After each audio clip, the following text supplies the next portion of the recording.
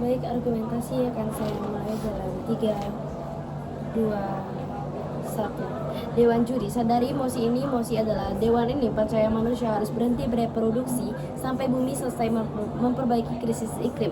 Di sini saya akan menyampaikan poin-poin yang saya dapatkan dari tim proposisi, di mana di sini tim proposisi menyebutkan bahwa frame mereka adalah di mana di sini mereka tidak menghilangkan sepenuhnya hak manusia untuk bereproduksi, di mana mereka di sini hanya menekankan angka kelahiran, dan juga di mana di sini mereka hanya menunggu sampai bumi itu tidak sempurna, namun hanya sampai benar-benar mengurangi dampak-dampak negatifnya saja. Namun Dewan Juri, hal ini sangatlah tidak realistis, karena jika mereka hanya menekan angka kelahiran itu sendiri dan juga tidak malah bilang kalau misalnya nunggu iklim sampai selesai atau tidak sempurna, hal itu tentunya bakal akan sama saja Dewan Juri, karena hal itu akan sama saja lama, dan kita juga tidak mengetahui apakah proses itu berjalan dengan lancar hanya karena menurunnya tingkat reproduksi manusia, di mana reproduksinya adalah proses biologis yang dimana manusia menghasilkan keturunan, dan di mana krisis iklim adalah krisis yang saat ini kita rasakan, di mana di sini ada kondisi yang dimana memburuknya iklim global,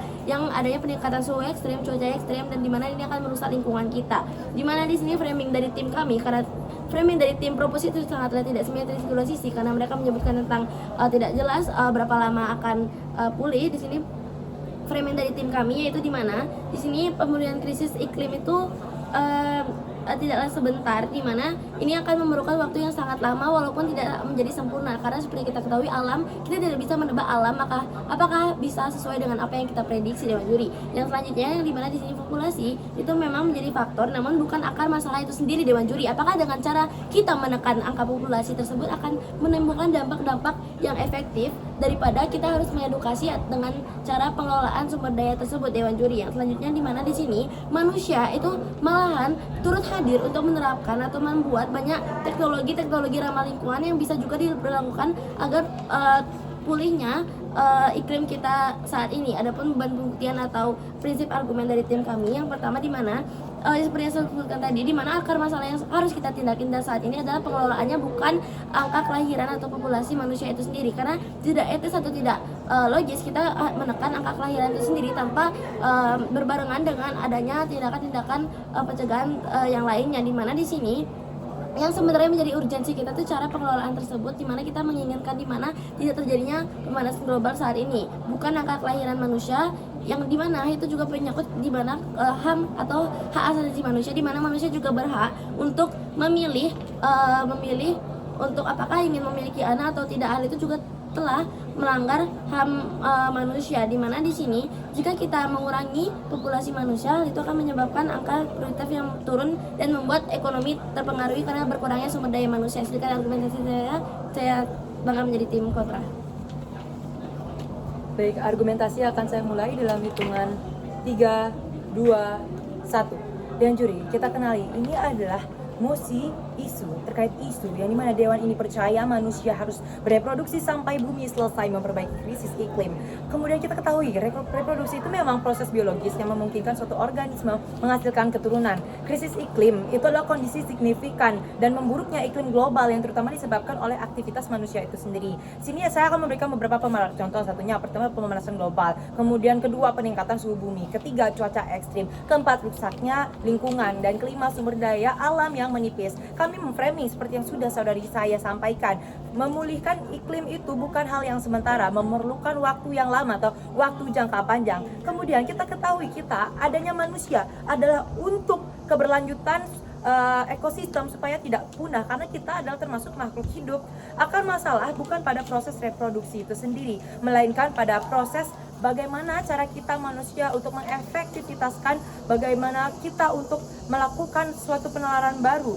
Jika tim pro menyatakan terkait berhentinya reproduksi hanya untuk menekan angka kelahiran, lalu bagaimana cara mereka? Apakah mereka mengetahui sistem pada saat ini? Apakah sistem saat ini berpihak? Apakah sistem saat ini memenuhi dengan adanya krisis-krisis iklim yang sudah ada?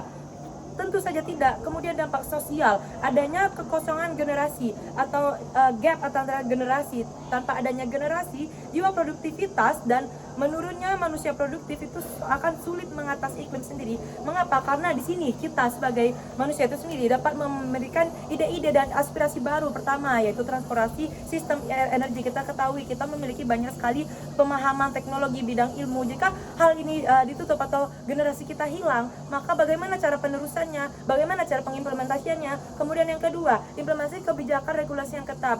Kita bisa membawa gaya hidup ramah lingkungan, reboisasi. Kemudian kita ketahui sekarang banyak sekali cara-cara atau teknik untuk menanggulangi masalah krisis iklim yang sudah dideklarasikan oleh pemerintahan. Kemudian yang ketiga, perubahan pola pikir. Kita harus bisa mengubah pola pikir generasi kita supaya dapat melanjutkan efektivitas selanjutnya. Inilah satu-satunya jalan yang adil, realitas dan efektif untuk menghadapi krisis iklim.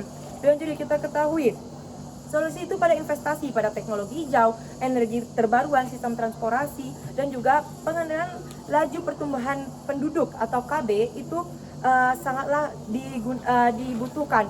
Kemudian ketidakadilan moral dan pelanggaran hak asasi manusia fundamental, melanggar hak asasi manusia untuk reproduksi itu tidak proporsional. Usulan ini menekankan individu sementara. Emisi korban atau emisi karbon dioksida itu berasal dari energi fosil. Kemudian, ini kan pengalihan isu. Tim Pro lengah dalam mendefinisikan masalah. Solusi yang ditawarkan adalah bentuk hukuman kolektif yang tidak adil, tidak efektif, dan berbahaya pada akhirnya.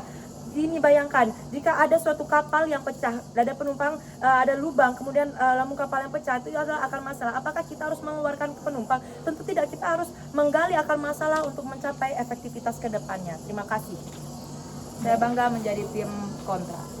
Baik, argumentasi akan saya mulai dalam hitungan 3, 2, 1. Dewan juri, mari kita buka apa sebenarnya mosi pada hari ini. Mosi pada hari ini adalah dewan ini percaya manusia harus berhenti bereproduksi sampai bumi selesai memperbaiki krisis iklim. Yang dimana menurut saya di sini berdiri sebagai tim kontra, yang dimana saya menolak bahwa adanya mosi pada hari ini. Oleh karena itulah mari kita lihat dari argumentasi dari tim Pro, yang dimana tim Pro menyatakan menunda reproduksi bukan berarti menghapus hak samanya hanya sampai krisis iklim terkendali. Dan menyatakan pula dengan adanya solusi energi terbarukan, penghijauan, regulasi industri butuh waktu puluhan tahun. Namun di sini kita membuka bahwa krisis iklim bukan sesuatu yang bisa diselesaikan dalam waktu yang singkat, Dewan Juri. Oleh karena itulah kita lanjut ke argumen kedua. Tanggung jawab utama manusia saat ini adalah menyelamatkan bumi, bukan menambah populasi. Oleh karena itu, seharusnya di sini kami membuka seharusnya Dewan Juri di sini membuka fokus yang seharusnya ditaruh pada masalah inti, yang dimana letaknya masalahnya itu bukan pada jumlah manusia, tetapi sistem produksi dan konsumsi yang telah disampaikan oleh pembicara satu maupun pembicara kedua saya. Yang dimana argumentasi yang ketiga yang disampaikan oleh tim Pro, yang dimana jika generasi baru terus lahir dalam kondisi bumi makin parah, ketidakadilan antar generasi malah akan hadir. Yang dimana ini sudah dibantah oleh pembicara kedua saya, yang dimana akan munculnya dampak sosial. Dampak sosialnya itu dengan adanya kekosongan generasi atau generation gap, yang dengan tanpa adanya generasi ini jiwa produktivitas akan menurun, manusia produktif akan menurun, dan yang dimana kondisi ini akan malah mempersulit untuk mengatasi iklim ini sendiri. Dengan adanya manusia produktif atau generasi-generasi baru dengan pemikiran yang lebih tajam, maka inovasi-inovasi atau pemikiran yang baru akan lebih tajam dan lebih cepat untuk mencari solusi. Oleh karena itulah, dengan adanya solusi yang kami tawarkan dengan investasi pada teknologi hijau, energi terbarukan, sistem transparansi ramah lingkungan, itu akan lebih berat pada akhirnya daripada sistem yang ditawarkan oleh tim proposisi, yang dimana itu tidak realistis pada akhirnya. Dan pula argumentasi yang telah kami sampaikan itu merupakan salah satu solusi yang harus dicapai oleh atau dikredit oleh Dewan Juri. Lalu Dewan Juri, kami lihat di sini bahwa fokus yang harus ditekankan itu pada masalahnya, yang mana emisi karbon itu terbesar tidak datang dari bahwa manusia itu terus bertambah, namun dari cara manusia itu menghasilkan energi dan memproduksi bahan. Oleh karena itulah Dewan Juri kami di sini sangat tidak setuju dengan adanya mosi pada hari ini. Lalu Dewan Juri, di sini kami menekankan bahwa solusi yang akan kami lakukan itu tidak hanya dengan investasi teknologi hijau, energi terbarukan maupun sistem transportasi ramah lingkungan, namun dengan adanya edukasi pula untuk generasi-generasi selanjutnya untuk bagaimana untuk menjaga lingkungan kami dan tidak menambah agar terjadinya bumi yang susah untuk diselesaikan atau dengan adanya bumi yang makin parah untuk kedepannya. Oleh karena itulah saya bangga menjadi tim oposisi. Terima kasih.